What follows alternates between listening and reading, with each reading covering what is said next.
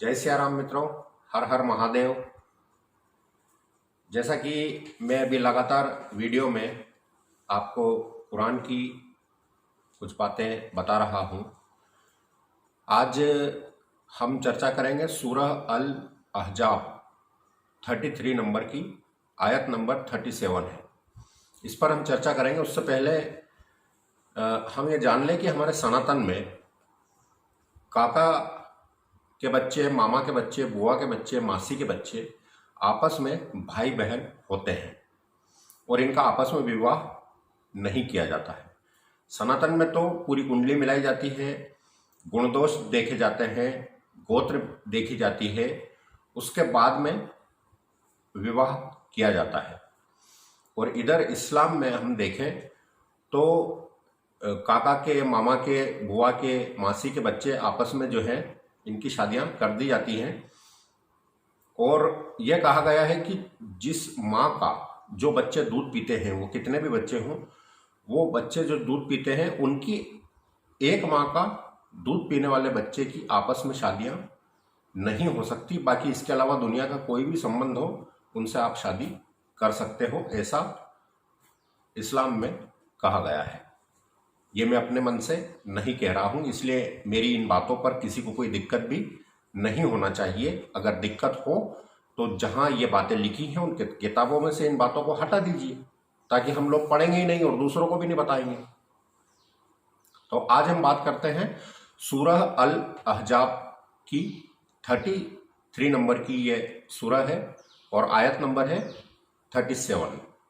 इसमें लिखा है कि ए मोहम्मद, जब आपने उस व्यक्ति से कहा था और आपने उसे आशीर्वाद दिया था, अपनी पत्नी को रखो और अल्लाह से डरो, जबकि आपने अपने भीतर वह छुपा रखा था जिसे अल्लाह को प्रकट करना है और तुम उससे डरते हो।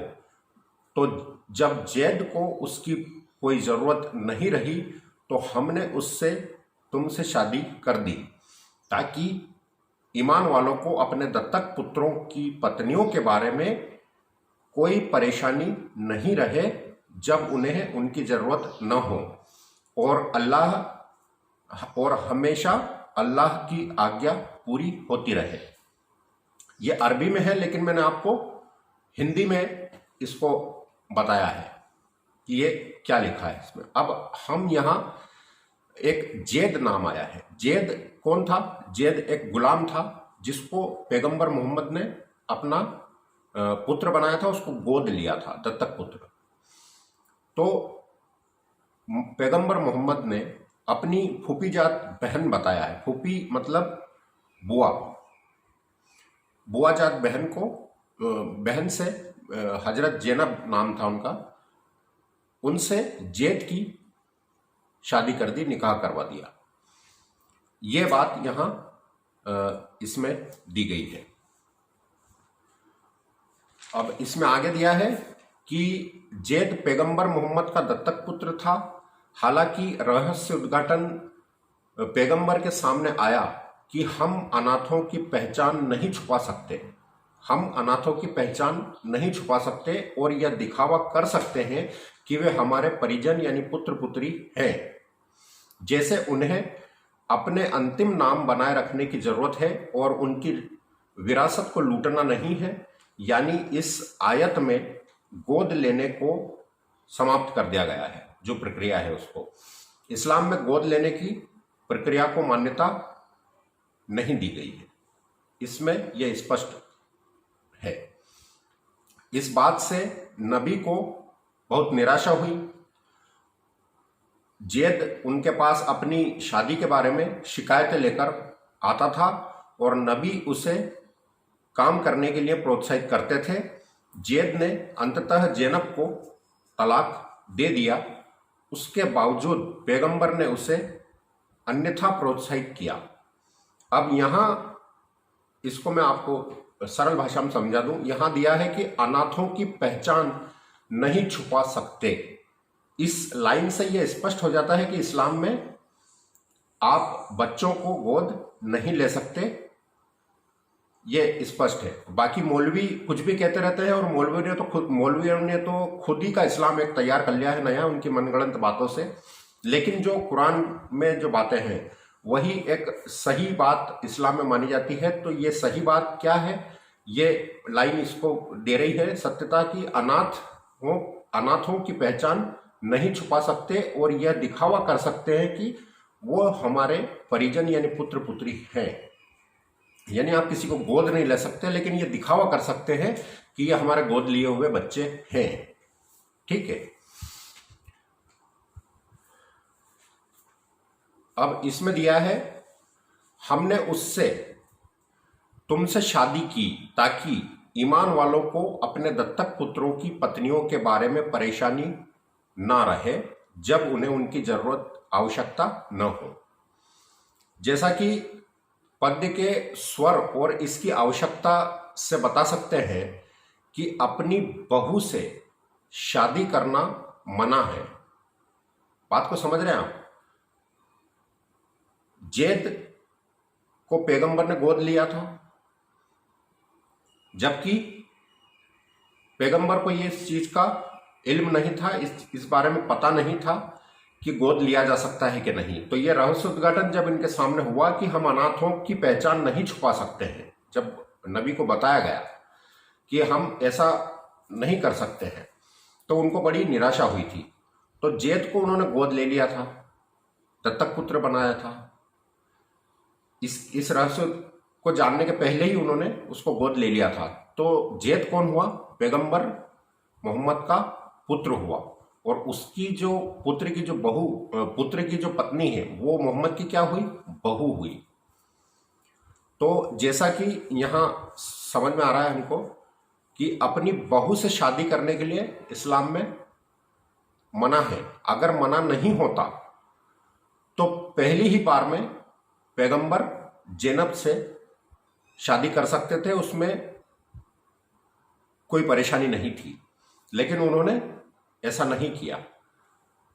जैसा कि आयत में स्पष्ट है कि आपके दत्तक आपके परिजन नहीं है, तुम्हारे बीच में कोई खून का रिश्ता नहीं है, इसलिए वो आपके परिजन नहीं है, स्पष्ट है। तो यहां यह समझना होगा हमको,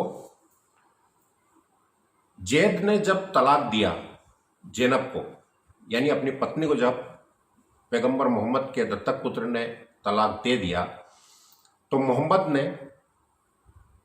हजरत ज़ैनब से विवाह कर लिया, यानी अपनी बहू से विवाह कर लिया। अब इस बारे में, इस बात के लिए कई तरह की बचाव भी किए गए हैं कि उस समय जो है महिलाएं अपना जीवन बिता नहीं सकती थी, अकेले गुजार नहीं सकती थी, कोई काम धंधे रोजगार नहीं थे।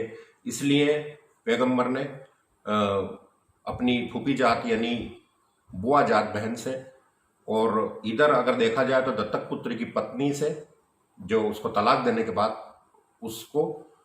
उससे विवाह कर लिया ताकि उसका जीवन आसानी से गुजर सके। कुल 11 विवाह पैगंबर मोहम्मद ने किए थे। उन्हीं में से एक हजरत ज़ैनब से भी किया था, जो उनकी फूफीजात बहन भी थी और दत्तक पुत्र की पत्नी भी थी। इधर अब एक और बात इसके अंदर है, यह हमने आयत नंबर 37 के बारे में जाना था, सूरह 33 और आयत 37 के बारे में। तो किस तरह से यहाँ रिश्तों की धज्जियां उड़ाई गई, यह आपके समझ में आ गया होगा। और कहा तो यह भी जाता है कि जो जैद का जो विवाह है उसको खुद आगे रहकर उसका विवाह में जो दाम्पत्य जीवन है उसके अंदर समस्याएं पैदा की गई और उसको मजबूर किया गया कि वो छोड़ दे। क्योंकि एक बार किसी हालत में पैगंबर ने ज़ैनब को देख लिया था और उनके मुंह से निकला था, वाह, अल्लाह ने कितनी खूबसूरत चीजें बनाई हैं। और उसके बाद में उन्होंने, उसको तलाक हुआ और खुद ने शादी कर ली। इधर सूरह अल अहजाब वही सूरत है 33 नंबर की, और इसकी आयत नंबर 50, इस सूरह की आयत नंबर 50 में लिखा है, ए नबी, हमने हलाल कर दिया है आपके लिए आपकी बीवियों को, यानी पत्नियों को, जिन्हें चुका दिया हो आपने मेहर, यानी निकाह के समय जो एक रकम तय होती है मेहर की, उसके बाद निकाह मान्य माना जाता है। तो जो मेहर आपने जिन बीवियों को चुका दिया है वो सब आपके लिए हलाल है, तथा जो आपके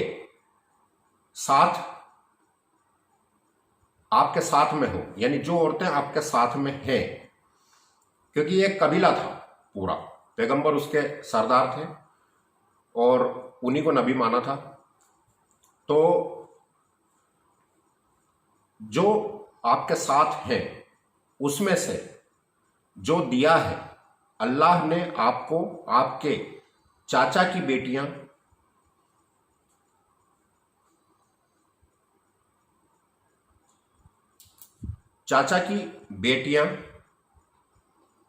आपकी फूफी की बेटियां यानी बुआ की बेटियां, आपके मामा की बेटियां और आपकी खाला यानी मासी की बेटियों को, जिन्होंने हिजरत की है आपके साथ, तथा किसी भी ईमान वाली औरत को, यानी कोई भी मुस्लिम औरत को, अगर वह खुद को दे दे नबी को और नबी चाहे कि उससे निकाह कर ले, तो इस टाइप की सारी मुस्लिम औरतें पैगंबर मोहम्मद के लिए हलाल कर दी अल्लाह ने, यानी वो उनके साथ में निकाह कर सकते हैं, कुछ भी कर सकते हैं।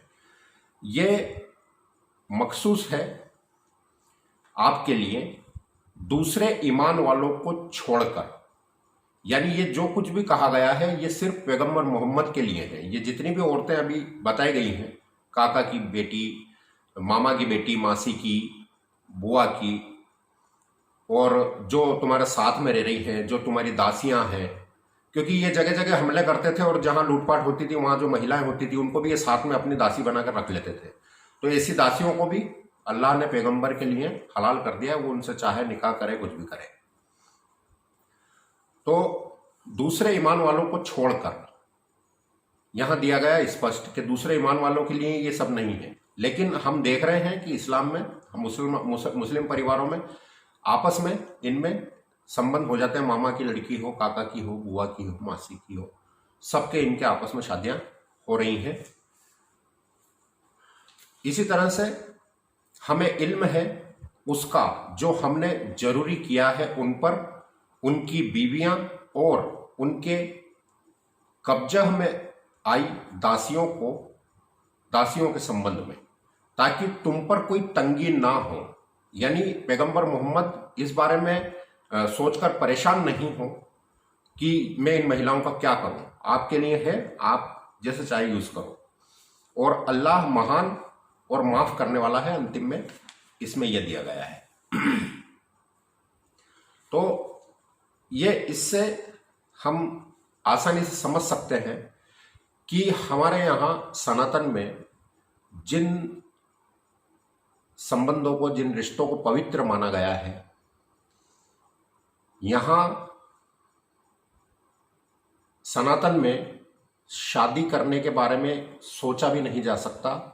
काका के बच्चों से, मामा के बच्चों से, बुआ के बच्चों से, मासी के बच्चों से, ये आपस में भाई बहन कहे गए हैं। लेकिन यहां दूध जिस माँ का बच्चे पीते हैं उन बच्चों की आपस में शादी ना हो, और बाकी इसके अलावा आप किसी से भी शादी कर सकते हैं। ये यहां जो बात कही गई, इसमें आखिर वो कौन सा अल्लाह था जो इस तरह के आदेश पैगंबर को दिया करता था? क्या कोई भगवान अपने दूत को इस तरह की अय्याशी करने के लिए छूट दे सकते हैं कि ये भी तुम्हारी, ये महिला भी तुम्हारी, वो महिला भी तुम्हारी? इस तरह की बातें यहाँ कही गई हैं। अब उस समय पैगंबर मोहम्मद के क्या विचार थे, उन्होंने ऐसा क्यों किया, क्या अल्लाह वाकई उनको आदेश देता था या वो जमाना कुछ और था और पैगंबर मोहम्मद एक कबीला लेके चलते थे और वो सभी जो लोग थे उन्हीं को अपना नबी मानते थे, तो उनकी हर बात को वह सही मान लिया करते थे। ये जो भी है, ये काफ़ी विस्तार से इस बारे में चर्चा करने की आवश्यकता है। फिलहाल यहाँ संबंधों को किस तरह से धज्जियां उड़ाई गई हैं, उधर अपनी बहू से शादी की गई और वही जो बुआजात बहन भी और बहू भी थी उससे भी शादी की हजरत ज़ैनब से पैगंबर मोहम्मद ने। इधर उनको अल्लाह ने काफ़ी छूट दे दी कि ये चाचा की बेटी भी तुम्हारी, ये भी तुम चाहे जिससे कर सकते हो। तो इस तरह से अगले वीडियो में मैं आपको और भी कुछ महत्वपूर्ण जानकारियां देता रहूंगा। अगर आपको वीडियो अच्छा लगे तो कमेंट करके बताएं, शेयर करें, लाइक करें, अपने मित्रों के साथ भी शेयर करें ताकि जो बातें हैं वो आगे तक पहुंच सकें। और सब्सक्राइब नहीं किया हो चैनल को तो प्लीज़ सब्सक्राइब कर लें। बहुत बहुत धन्यवाद। जय सिया राम। हर हर महादेव।